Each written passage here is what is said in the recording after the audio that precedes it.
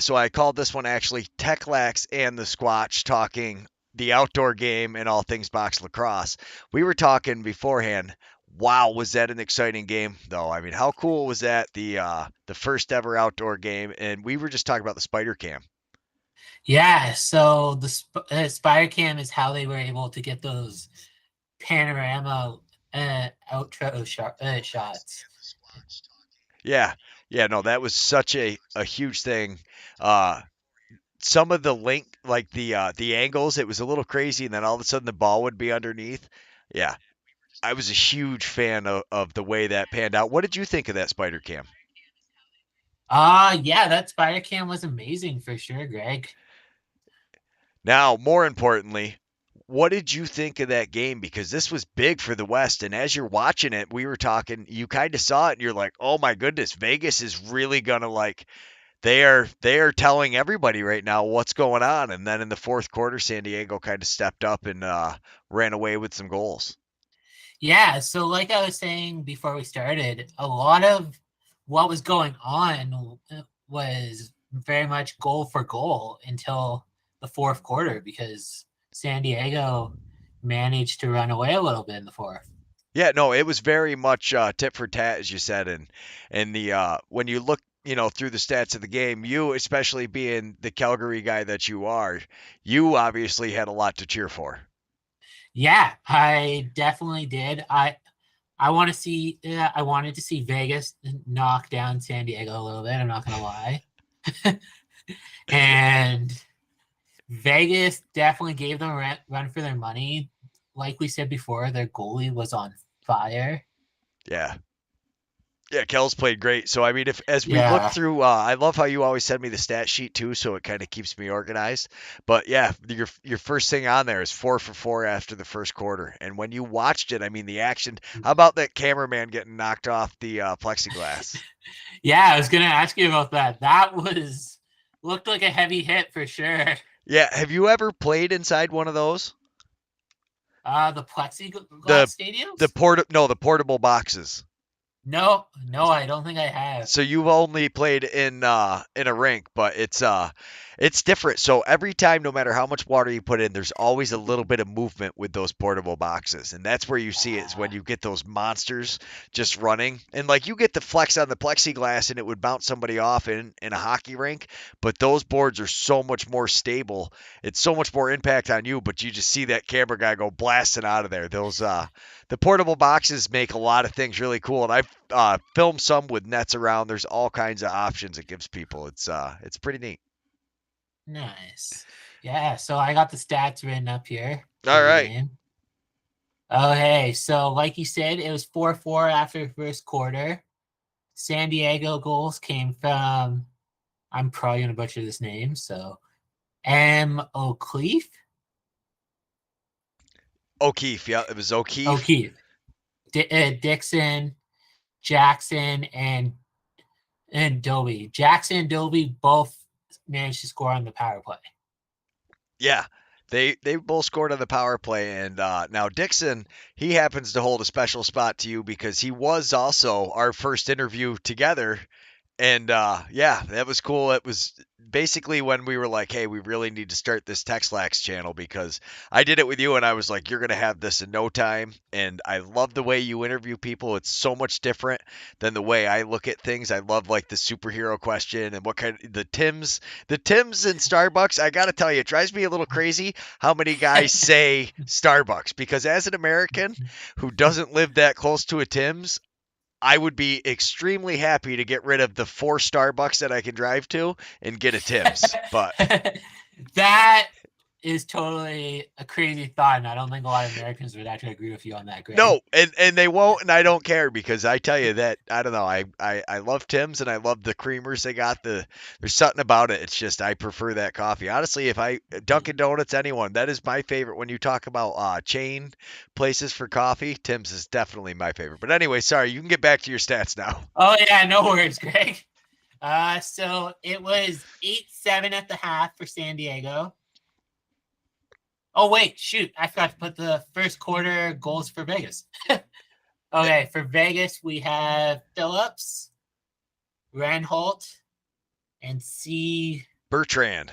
Bertrand You got to times get, two. yeah, you got to get that one right. So Bertrand, you know the Yeti guy I do the Yeti talks with? Yeah. So he is from the same area code as Bertrand. They're all out in that Utica 315 area.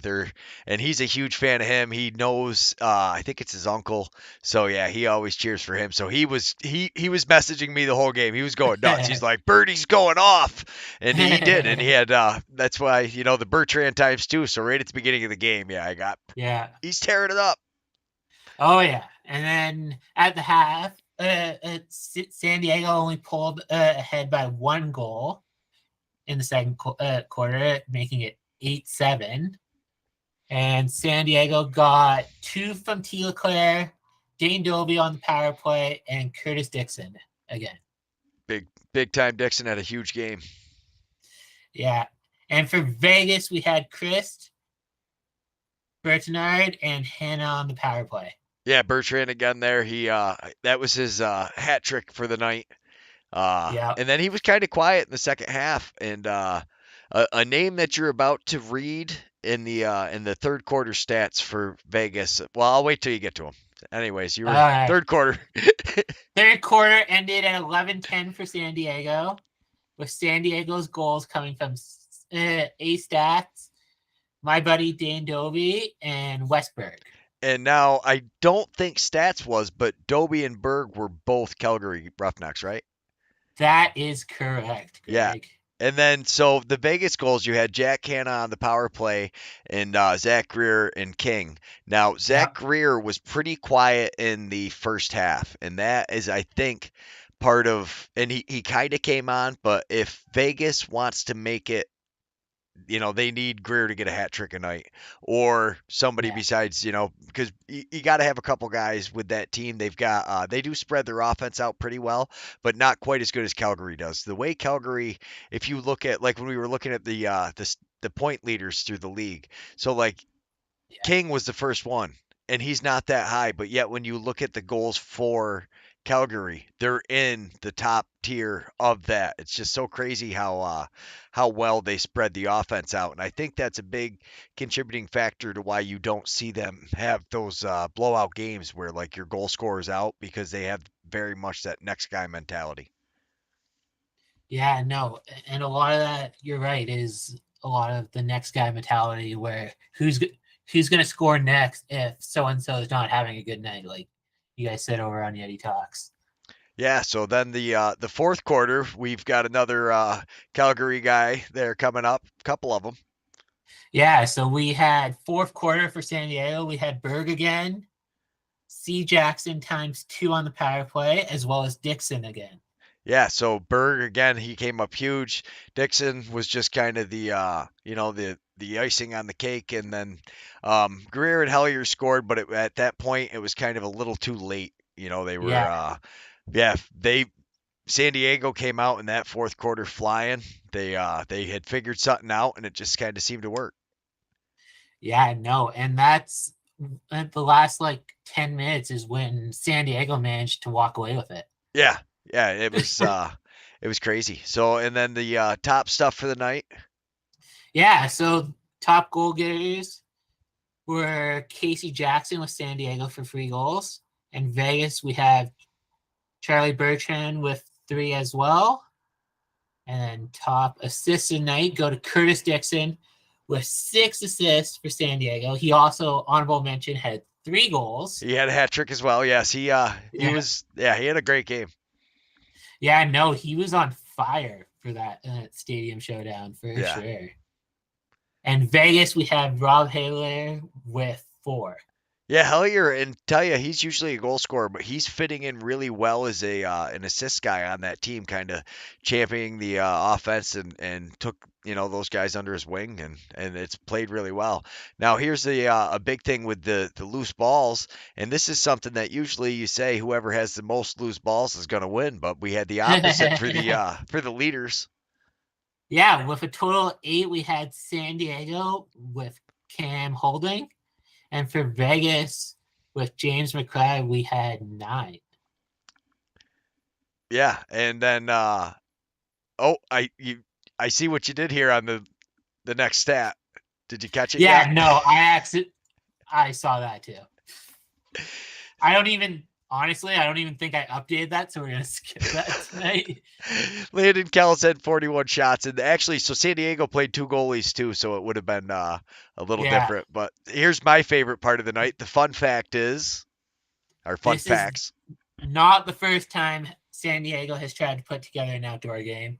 There was actually an outdoor game scheduled right before the pandemic, where it was going to be outside on an airfield strip in Vegas, That and would I have been can't cool. remember who that was against off the top of my head. Aha. That is crazy. So, and they were looking at that even before Vegas would have been an expansion team because they just Yeah. came in this year. So that would have been cool. Kind of would have given them a little. And I tell you, that would have been something to watch because you look at like Vegas's opening night when they started this year, they had the house packed and they did the show right. They didn't quite get the Oh outcome in the yeah. game, but yeah, watching that game, it was sold out. That house was rocking. They were going nuts. Nice. I still really want Calgary to do more direct giveaways at the arena. Yeah. I hear that. So the next games for these two teams are San Diego takes on the sliding Saskatchewan Rush. They've Yeah. lost the last 2 weeks, and their offense has they scored 10 goals in both game, and I think actually both scores was it 16-10. It was kind of funny. It seemed like it was like that, and then. Vegas is playing Vancouver, so we got to see if Vegas can turn it around or if Vegas is going to look a little more humbled. But I don't know. The way they played San Diego, I don't see it. I think Vegas is legit. Yeah, no, Vegas definitely is starting to look like a real threat in the West for sure. And really, for Vegas against Vancouver, it might even be a battle for like the bottom. Yeah, it really could be. So I mean that's the thing is with Yeah, Vegas coming on as well as they are right now, is that people don't realize how, they're right. competitive the West is. Right. Well, not just that, but so with everybody playing so well in the West, you're going to end up with a lot of these teams with losses. And if Vegas can really, Yeah, they can be in control of their destiny if they can put it together to get through. But you see San Diego 53 shots on goal, yeah. and that really was the difference. Kells did play great, but the offense from San Diego is just they take such good shots too though. They don't take a ton of the outside shots. The ball movement, the way that team plays together, I tell you, it's very impressive. Yeah, no, the way San Diego is they may not take a lot of shots, but it's always precision and timing shots. Yeah, yeah, the timing is the big thing. They move the ball. Those guys have played together for quite a while, and you see with Curtis Dixon out there the way he I don't know, the way that whole team operates. So like he had 6 assists and a hat trick, and just they yeah, the offense really goes through him a lot more than people kind of think. You think Westberg, you think Dane Doby mainly out there. But I don't know. I think since talking to you and watching the West so much more, he's definitely one of those underrated players in the West. Yeah, for sure. What do you think of those San Diego jerseys, Greg? I thought San Diego looked amazing out there. The San Diego jerseys, the yellow helmets, the Yeah, whole I was a huge fan of it. Unlike the New York Seafoam green, which I am not a big fan of, and the only thing I think that would make the Seafoam green worse, and no offense, is if they play at Calgary on that turf. I think that would clash pretty badly. yeah, that's fair. That turf and the seafoam green, it would almost be hard to track them on the TV. That's what I mean. You'd just be losing them, and I'd be like, "Are you kidding me? Where did they go?" But Yeah, but no, that it was funny. I was texting with Chris Dixon, and I was like, "How do I get my hands on your jersey?" yeah, those jerseys were very sharp. I tell you, they like it. And Albany, so Albany this week had they had Indigenous Heritage Night, and they had some very fly jerseys. They had the clans from the Native Americans. They had the Haudenosaunee stuff on it. It was an excellent job. The only thing I wish they had played their national anthem. I don't know if you've ever heard the Haudenosaunee national anthem. It's cool, especially when the players are out there that are the way they start like chanting, and it's pretty impressive. Yeah. Oh yeah, I did see the Firewolf jerseys. Those did look pretty sweet for sure. Yeah, the guy that designed them, they were amazing.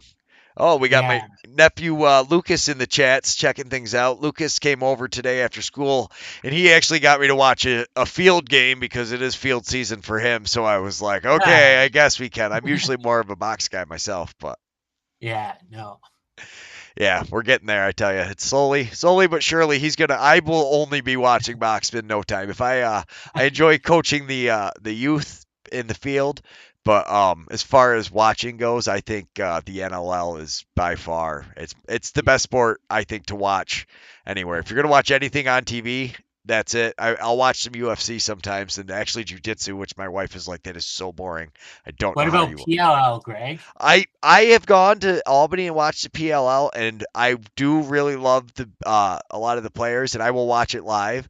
But I struggle sometimes to like there's certain players I root for, so I Yeah, only kind of watch. I'm more of a and that's one thing that really helps me with the NLL is yes, I am a diehard Firewolves fan, but more than that, I'm a box lacrosse fan. So like even yeah, though we lost that game, I got to watch one of the legends in Lyle Thompson score the game-winning goal in overtime, like 10 exactly. feet in front of me. I was like, yeah, sorry, Albany, that sucks, but that was pretty amazing.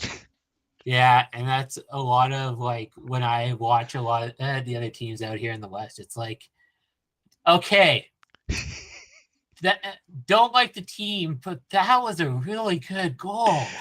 Yeah.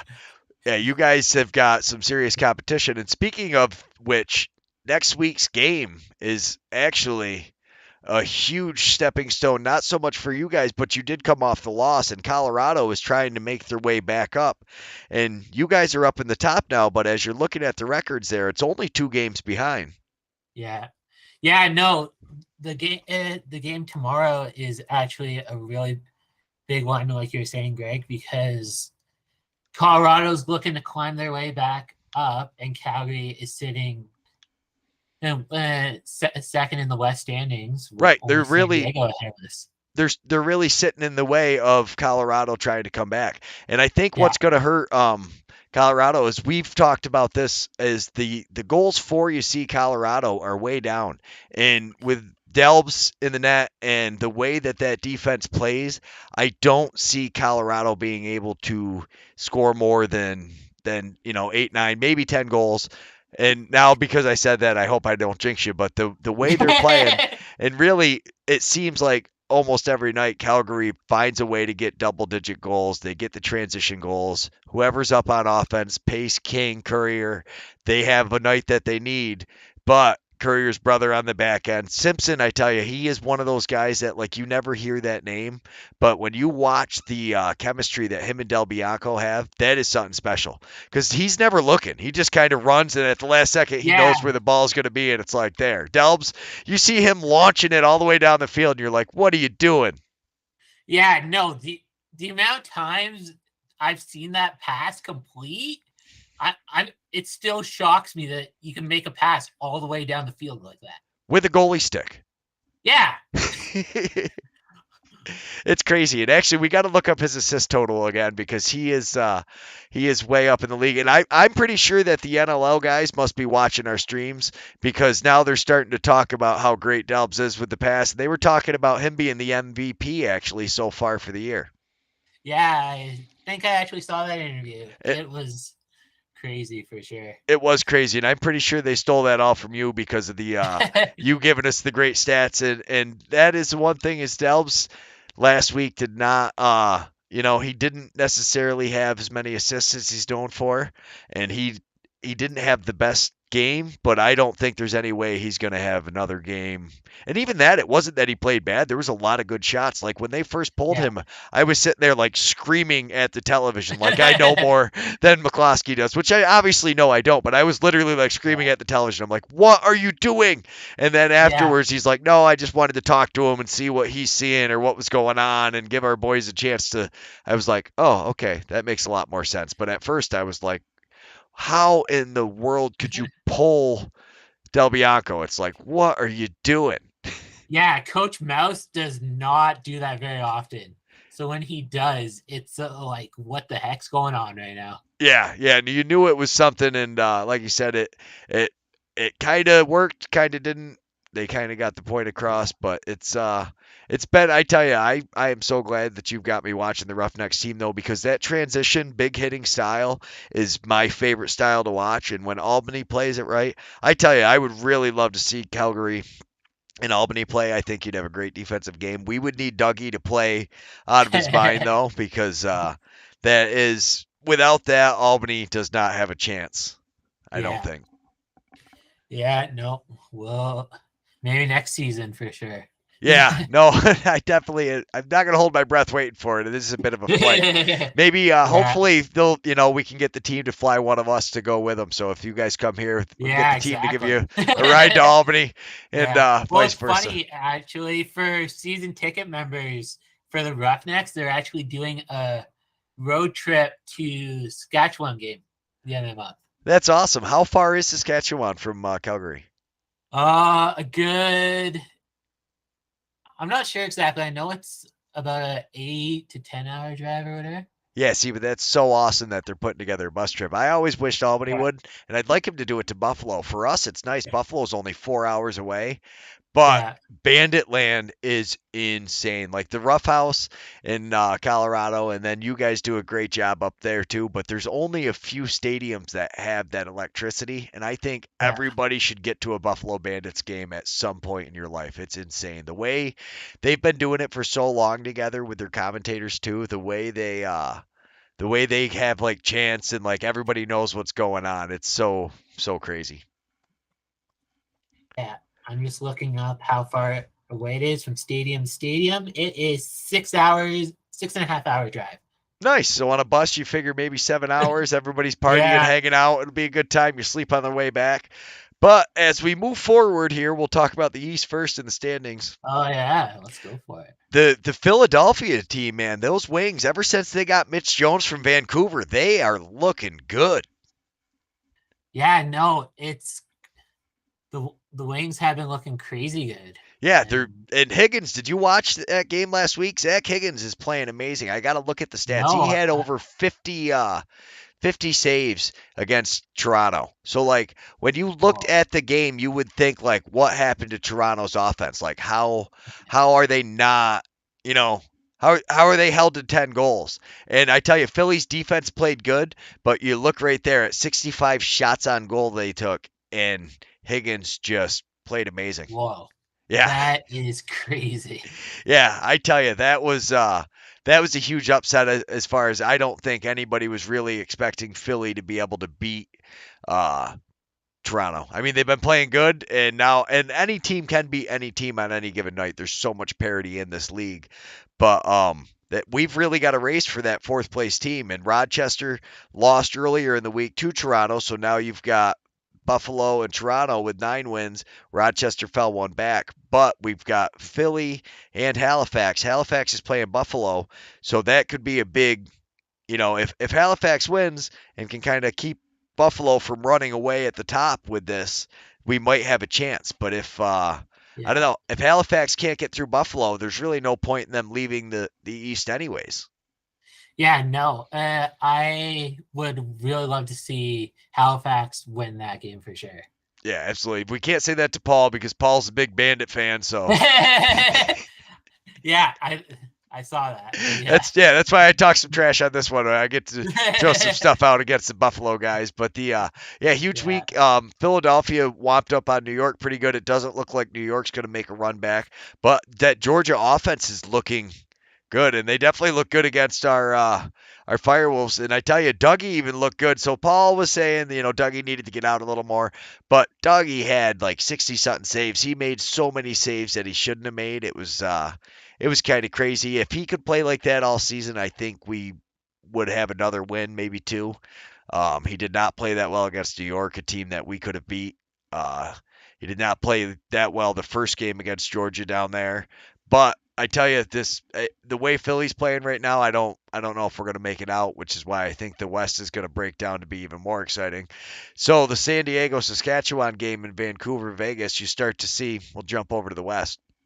You really start to see things because if San Diego loses to mhm, Saskatchewan, even though yeah, Saskatchewan's on a bit of a two-game skid right now, they they're right back in contention. Yeah, no, and it's going to be, I have a feeling for the next few weeks, it's going to be very close.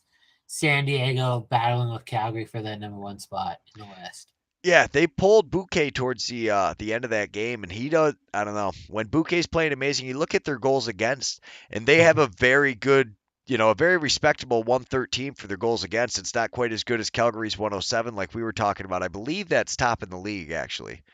Yeah. It is, yeah. So Calgary's leading the way with 107. Georgia's got 110, which is good as well.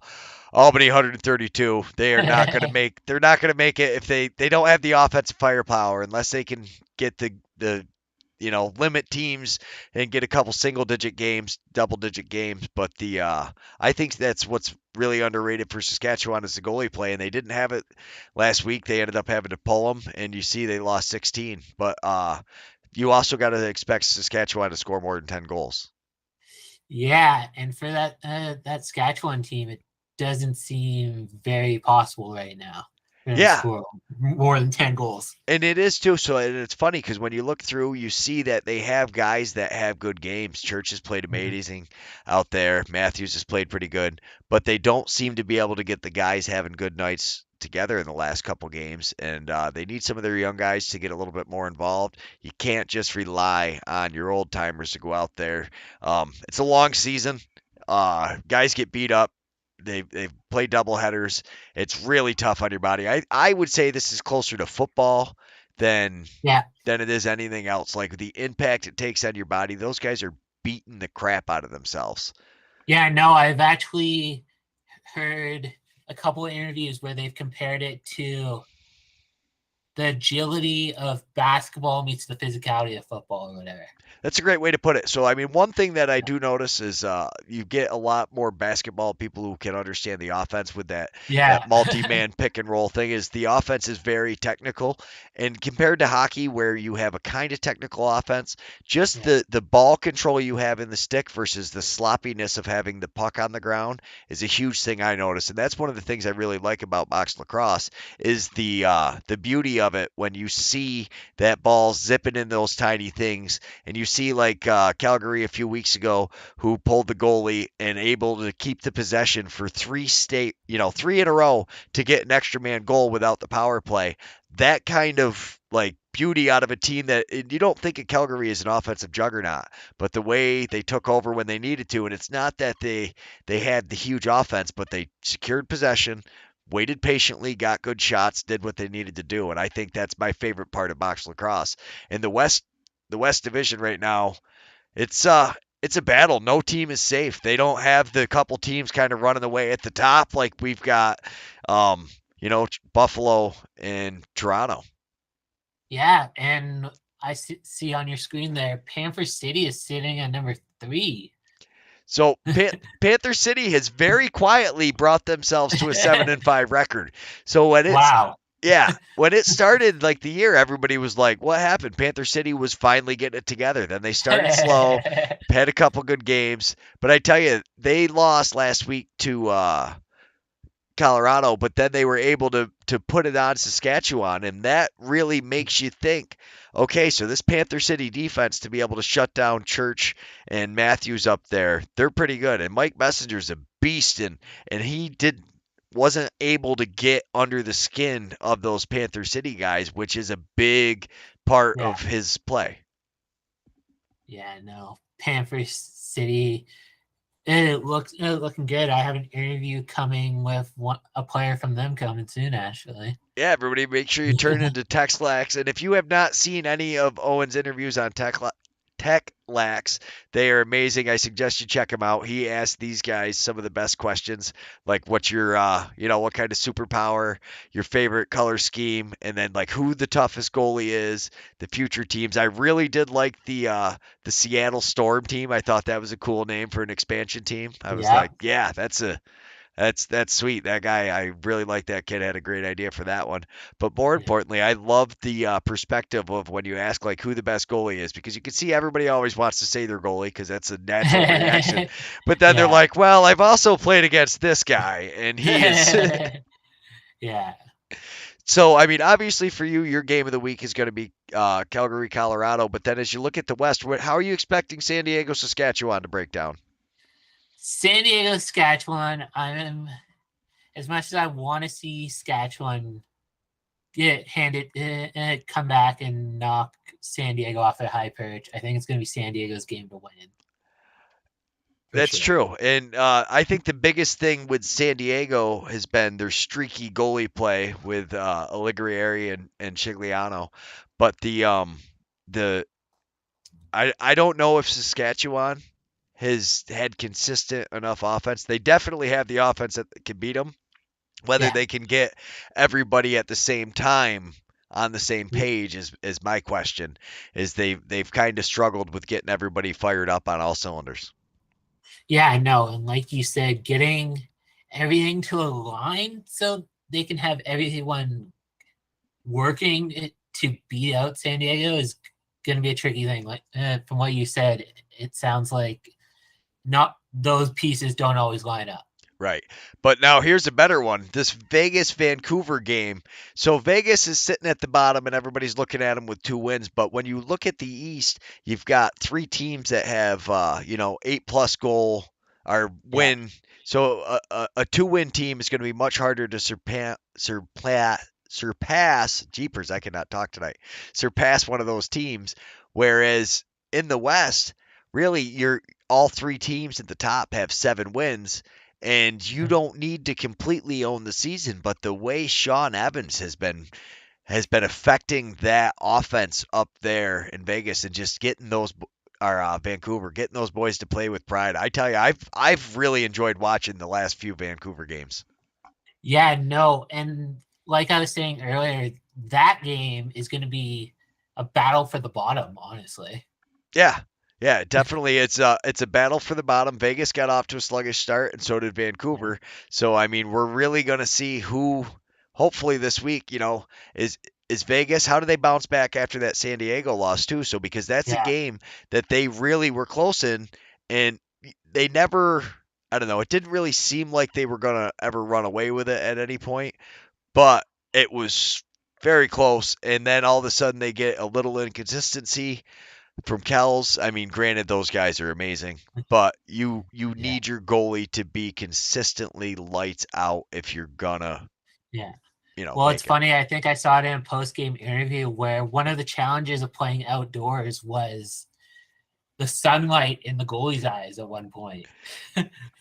They had I seen a bunch of guys had the drip stick, as my nephew likes to Yeah. call it. They had all the blackout on their face. They obviously didn't look as cool as it's this drip king that he was telling Oh, me yeah. I've about. heard of them. Yeah, Yeah. they're not quite at that level, but I tell you, there was some very drippy faces out there.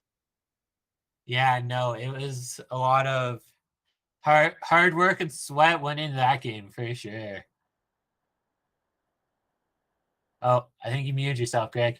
I of course muted myself. Thanks, Owen. I love how you figured it out now. As soon as you see me, you're like, "Hey, you muted yourself." I try to do it when I drink water, so I'm not gulping on people's ears. Yeah.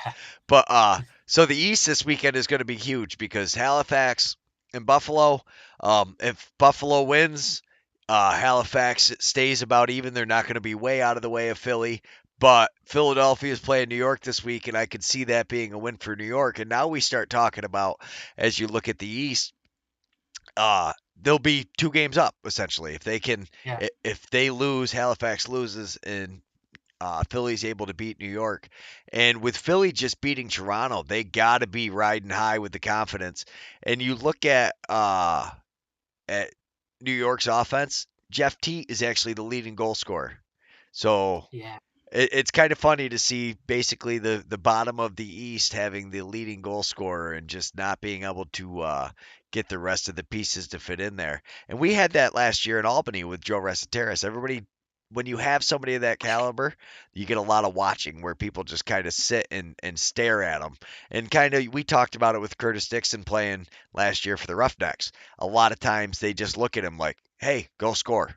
And it's like, I can't do Yeah. everything. Yeah. But and then the Rochester Georgia game, I would love to see Rochester. get knocked off by Georgia in this game. I like Rochester. I'm a huge Hartley fan, huge Connor Fields, Hogarth, Yeah. that whole team. But just for the sake of parity, and I'd like to see some things get messed up. And right now, Rochester's already down to 8 versus the other two teams have 9. So Yeah. if we could see Georgia knock them down, now we're talking about if we could start the slide of Rochester. Now maybe two of our bottom feeders can get in. Maybe Albany or Georgia takes a run at that third spot, but I don't see it the way Rochester's been playing. Their offense is, oh my goodness, good. Their defense is good, but Hartley, oh my, wow, is he good? Yeah, that would definitely be another game to watch for sure. Yeah, I mean, that's really the problem now is you run into this and there's so many good games to watch. It's like, how do I fit them all in? So yeah, I Right. I watched every game last week with the exception of Saskatchewan Panther City. I ran through the stat sheets. Was basically how I got the how the game broke down, and that's where you see so many times Drip King University in the comments from Lucas. That's amazing. Yeah.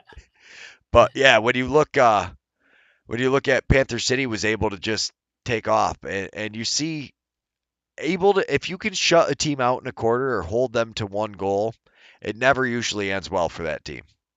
Yeah, no, it does not for sure. And they had a decent amount of shots, but Daymood is the goalie for Panther City, and he is Yeah. surprisingly good, like deceptively good. You don't really expect him. He makes a ton of the big saves, but see, that's what I was talking to you about. Will Malcolm, young player, Panther City Yeah. picked him up. Absolutely genius move on their part. But I mean, I don't know Oh, if they've got the experience to be able to get that far. oh yeah, the Panther City. We will see how far they get for sure. Yeah, it'll be interesting. But when you look at the rush goal scorers. See what I'm talking Yeah. about? So right here, Robert Church, he has Yeah. 4 goals, and then you don't have anybody else with a hat trick. You had Dan Littner. Littner's good. He ends up with 2 goals. He takes 7 shots, but the offense just Keenan takes 6 shots and Goose Egg doesn't get Oh nothing, and wow. you're like, Yeah. oh man, bud, you're having and you have too many of those guys, having a night like that. Like even Mark Matthews, you can usually count on Mark Matthews to get a few, and he, 7 shots, only gets 1 goal. Um, the I don't know, it's just off night for them, and then Bouquet. Once they pulled Bouquet, then you really start to wonder because he's really such a I don't know. Did you see his interview? He had like one of the most No, I iconic. didn't. This was a couple weeks ago, but you got to find it. He had one of the most iconic, like just hilarious interviews. If you type in Bouquet's post game interview and watch it, you'll find it Yeah. on YouTube. It was an instant classic. But yeah, like we were talking about, if you unless their offense starts to do something else, it's going to be eh, you know, it's tough go. You can't have one guy score all your goals. Yeah, no, and that's what a few of these bottom teams are lacking is like with the Roughnecks, for example, we were talking how they have that okay next guy up who scoring mentality, Yeah, where a lot of these other teams are relying on okay Jeff Tate go get all our goals. yeah, and that's a big thing when you look at Panther City is like they don't Yeah, even have like Tony or not Tony Malcolm, that's his brother, but Will Malcolm is trying yeah, to turn himself into that guy that you think of and you see he had 5 goals, which was crazy on 9 shots. But look at the way the offense is spread out through the rest of the guys. yeah, Everybody no, takes, nobody's in double digit shots. Well, Malcolm's close, but he had 5 goals, whatever you want to give that guy double digit shots. But the rest of the offense is so spread out that it really works for them. And that's kind of what you need. And that's why I think Panther City actually could be when we were talking before and Calgary got off to a bad start. And I was like, Calgary's my dark horse. Now it could be these guys. yeah, no, definitely Panther City is to watch out for sure. Yeah. They could deceptively do it, but I don't know. The whole bottom of the West right now just looks better than the bottom of the East, which is it's hard coming from one of my us East Coast people to be able to admit it, especially when you figure last year you were talking we might not even have four teams from the West Coast making the playoffs. We had playing games Yeah. in the East, Well, and this year isn't it 4-4? it's 4-4 because now you guys have Vegas. So Yeah. having Vegas makes it an even 4-4. And I tell you what, they have not disappointed. Vegas has come out and for being uh, a expansion team, Yeah. wow, they got it together quick. Yeah, for an expansion team to come out this early and do what Vegas has done, it's just you got to wonder if their ownership group kind of knew what they were doing a little. Yeah. And so one thing that I found, I believe it was Vegas, right? They actually have is it the old coach or he was a defensive coach for the Roughnecks? Yeah, he was a defense coordinator for the Roughnecks for a few years, especially with that 2019 championship. Yeah, and that was one thing they talked about is he's got a pretty good beat on the Roughnecks, but they didn't really get a great beat on him because he's didn't run the offense. Yeah. So he kind of knows how they run the offense, and Calgary has always kind of had that, Mhm. next man up mentality, and they play a very hard nosed, fast transition. You got to, Simpson or Courier, if they're not getting on the board for them and kind of Yeah. making making the transition goals, it seems like they don't have a chance at the night because they don't quite have the that guy on offense who's going to get a sock trick. Yeah. Exactly. It's for Calgary, it's a lot of those transition goals for sure. Yeah. Yeah, it's such a huge part because the other thing with that is too though, so if you can trap an offensive player out there, so that doesn't get noticed a lot in the transition game and you do notice it with Mm. Calgary, especially. So one of the things that Vegas did that really kind of shut down Calgary was they always had three guys coming back. Well, the Yeah. the problem with that is you're sacrificing offensive rebounds and turning the ball over more to Vegas because you're not as, or I'm sorry, to Calgary because you're not as willing to fight for it because you're so worried about that transition. And when you Yeah. don't worry about that transition, you get an offensive player stuck out on the floor and now they can work Mhm. around and it's like, oh boy, now you're getting tired, aren't you? Let's go, boys. And it's a very underrated part of that transition style. Yeah, no, it's very shutting down transition. That's what Vegas did to us. Yeah. Yeah, we talked about it. We had the videos. We Yeah. didn't do any video clip this week. I should have actually stolen some from the outdoor because that was amazing. But yeah, no, Yeah, the outdoor game was amazing. when you looked at, I think that was basically the entire reason why they had your number is you couldn't get the Yeah. transition going, and the problem Yeah. is without getting that transition going, you could like just see Del Bianco like getting ready to fire it and just looking, and he's like, I can't, I'm gonna throw it away. I can't, I'm gonna Yeah, throw it away, exactly. and it's like, oh my goodness, and yeah, there was a Yeah. yeah, huge shout out to Vegas for that. But I wanted to look at I went to the wrong spot online. I was trying to look at the loose balls is a big thing that is hugely spread out Yeah. for for your team. Yeah, no, loose balls are definitely Zach Curry, but then you got a lot of other guys coming up like Simpson here and there, and a couple of the other guys getting loose balls like crazy too. Yeah, no, they pick them up like crazy, but I think the biggest thing is Simpson has been like money on the breakaways. You look at the Yeah, way he's done it is he's had some of these shots where he's had games where he's taken four shots and had three goals. yeah. Yeah, he had a hat trick a couple times. He's been a huge, a huge part of that team. Did he play for the team last year? Do you know? I believe he did, if I'm not mistaken. Yeah, Yeah, it is actually hard to find team stats on this thing as I'm looking through. Standings. No, I want the team stats. I want to see who the loose ball champion is for Calgary. But no, we can't do that. That would be too convenient. yeah. We'll get it eventually.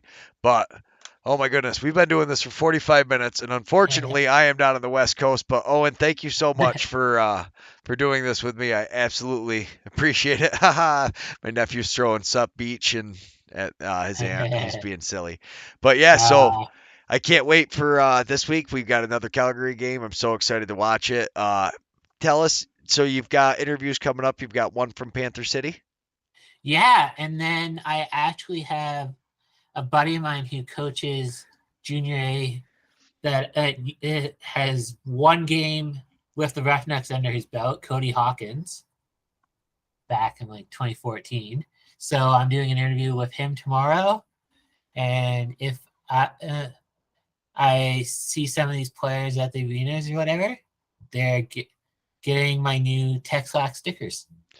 Yeah, so that is awesome. We've got some everybody go out and support Texlax. He's on Instagram, Facebook, Twitter. He's on all the spots. Of course, he's obviously on YouTube where he's doing all these amazing interviews. Thank you so much, Owen, and thank you everybody for tuning in. Yeah, thank you, everyone. Have a good night.